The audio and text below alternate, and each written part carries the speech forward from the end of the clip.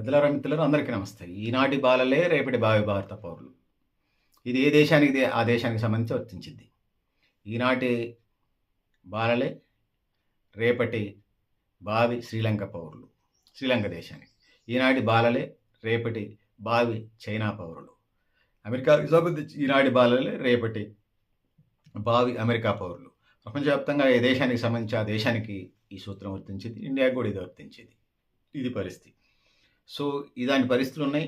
దేశ పరిస్థితులు ఆర్థిక విధానాలకి చాలా ప్రధానంగా కనపడుతుంది. ప్రపంచ జనాభాలో పిల్లలు 25% ఉన్నారు. అంటే ప్రతి 100కి 25% పిల్లలున్నారు. ఇళ్లలో 16 అంటే 150 కోట్లు అనుకుందాం. 150 కోట్లు అంటే ఈ యొక్క 25 కోట్లు, ఈ యొక్క 12 కోట్లు. 25, 12 ఎంత వస్తుంది? అంటే సుమారుగా 25, 10, 35, 37 కోట్లు. 150 కోట్లలో 35 నుంచి 37 కోట్ల మంది పిల్లలు ఉన్నారు. బాలలు వీళ్ళంతా. ప్రతి 10 మందిలో ఒకళ్ళు ఏదో పనిలో నిమగ్నమై ఉన్నారని అంతర్జాతీయ కార్మిక సంస్థ ILO వాళ్ళు చెప్తూ ఉన్నారు. బాల కార్మిక వ్యవస్థ అనేది దీని అంచనాగా కనపడతా ఉంది. సుమారు 3.6 కోట్ల మంది పిల్లలు బానిస బతుకులు గడుపుతున్నారని ఒక ఆస్ట్రేలియాకి చెందినటువంటి ఒక ఫౌండేషన్ వాళ్ళు, వాలంటీర్ ఆర్గనైజేషన్ వాళ్ళు చెప్తూ ఉన్నారు.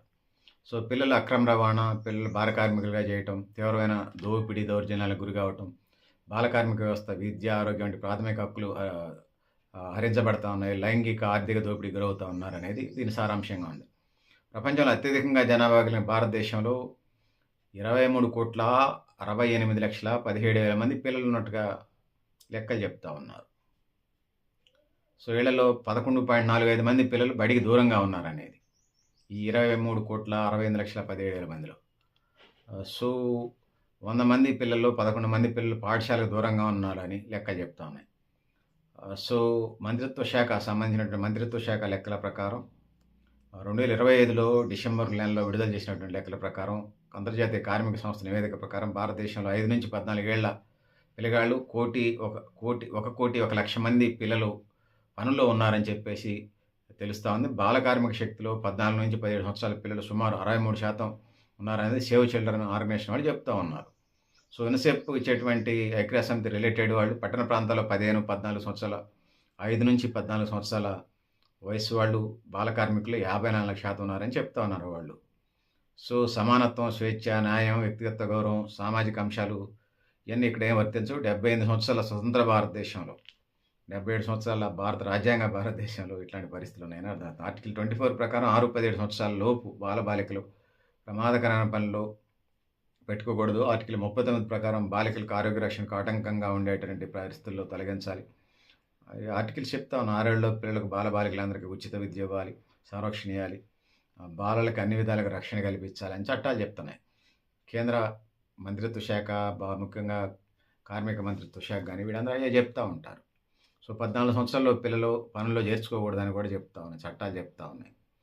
సో, హక్కులు, రక్షణ పూర్తి భాగస్వామ్యం ఉండాలని చెప్పేసి 96లో తీర్మానం కూడా చేసింది. ఐక్యరాజ్యసమితి ఆ తీర్మానంపై భారతదేశం సంతకం కూడా చేసింది.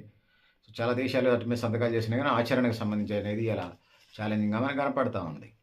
సో, ఇది పరిస్థితి. ప్రపంచంలో పోషకాహార లోపంలో 3వ బీడ భారతదేశంలో ఉండని ముగ్గురికి పోషకాహార లోపం అంటే ఒకళ్ళు, ఆ ముగ్గురులో ఒకళ్ళు భారతీయులు ఉండటం, దేశం 4 పిల్లల్లో 3 రక్తహీనతను బాధపడటం, ప్రతి 2వ బిడ్డ బరువు తక్కువగా ఉండటం, 2 పిల్లలు, ఒకళ్ళ పిల్లలు బరువు తక్కువగా ఉండటం, ప్రాథమిక విద్యలోనే చదువు మానేసిన పిల్లలు 71.01% పిల్లలు ఉండటం, దేశం మొత్తంలో 11,04,00,000 మంది బాల కార్మికులు ఉండటం, భారతదేశానికి సంబంధించి తక్కువ బరువుతో పెట్టిన పిల్లలు 44% ఉండటం, 3 సంవత్సరాల కంటే తక్కువ వయసు ఉన్న పిల్లల్లో 79% మంది రక్తహీనత ప్రాబ్లం ఉండటం, భారతదేశంలో పిల్లలు చాలా దుర్భరంగా ఉండటం, చాలామంది పిల్లలు బ్రతికే అవకాశాలు తక్కువగా ఉండటం, జనన మరణాలు రేషియో తగ్గింది మాతా శిశు మరణాలకు సంబంధించి.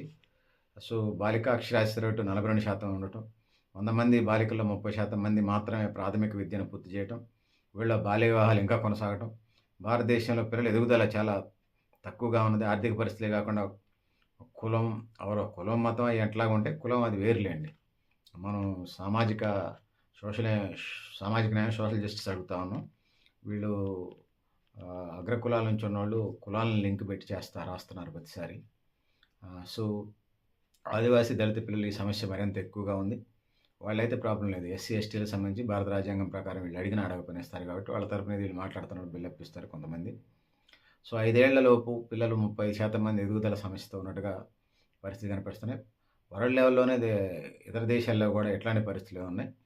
సబ్ సహారా ఆఫ్రికా దేశాల్లో భారతదేశంలో పిల్లలని ఎదుగుదల లోపం ఎక్కువగా ఉంది. ప్రపంచవ్యాప్తంగా ఎదుగుదల లోపంతో బాధపడుతున్న పిల్లలు దాదాపు 70% మంది భారత్, ఆఫ్రికా దేశాల్లో ఉన్నారని, వీళ్ళలో 35.7% మంది భారత్ అంటే ఆఫ్రికాలో 33.6% ఉన్నారు. ఇండియాలో 35.7% ఉన్నారు. సో, ఇందులో ప్రధానంగా పేదరికం, పోషకాహార లోపం, పిల్లల ఎదుగుదలకు సమస్యలు ప్రధానంగా ఎదుర్కొంటున్నారని చెప్పేసి ఎక్స్‌పర్ట్స్ చెప్తా ఉన్నారు. సో, 2015 5 సంవత్సరాలలోపు చిన్నారులు 10 లక్షల పైగా మరణించారనేది. సో, ఇయ్యే ఓవరాల్‌గా. సో, ల్యాన్సెట్ ఇచ్చే రిపోర్ట్‌లు కూడా అట్లే ఉన్నాయి. బడికెళ్ళి ఆటపాటలతో జీవించాల్సినటువంటి పిల్లలు బాల కార్మికులుగా, ఇతర ఆరోగ్య సమస్యలతోని, ఈ రకరకాల ప్రమాదాలు ఎదుర్కొంటూ చనిపోతా ఉన్నారు.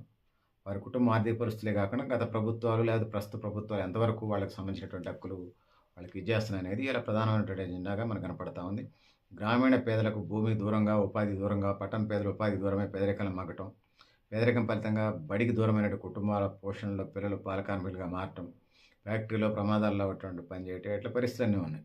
సో, ఓవరాల్‌గా ఇవన్నీ గూడా మనం ఎట్ట చెప్పినా గూడా ఇందులో ప్రధానంగా మనం కేంద్ర రాష్ట్ర ప్రభుత్వ విధానాలు ఏదైతుందో బూర్జువా పాలసీలు, సామ్రాజ్యవాద పాలసీలు, ధనిక వర్గాలదే అడ్డా మీద కూలీలాగా ఇట్లా పట్టుకొని ఉండాలి. ఇట్లాంటి కథా కార్యక్రమాలు నడుస్తా ఉన్నాయి. సో, ఇది దేశానికి, రాష్ట్రానికి, ప్రపంచానికి ఏమైనా మంచిది కాదని తెలియజేసుకుంటూ, సో, బడేడు పిల్లలు బడిలో ఉండాలి, పనిలో కాదు. We demand our demand. So, new Lakshya organization పెద్దలారా, మిత్రులారా, సో, బాల కార్మికులు లేని సమాజాన్ని, భారతదేశాన్ని, ప్రపంచాన్ని నిర్మిద్దాం. ఆ విధంగా అడుగులు వేద్దామని తెలియజేసుకుంటూ, సో, పెద్దలారా, మిత్రులారా, మీరు కూడా మీ అభిప్రాయాన్ని కామెంట్ బాక్స్‌లో రాయని తెలియజేస్తూ, నేను గరిడేపల్లి సత్యనారాయణ, న్యూ లక్ష్య ఆర్గనైజేషన్.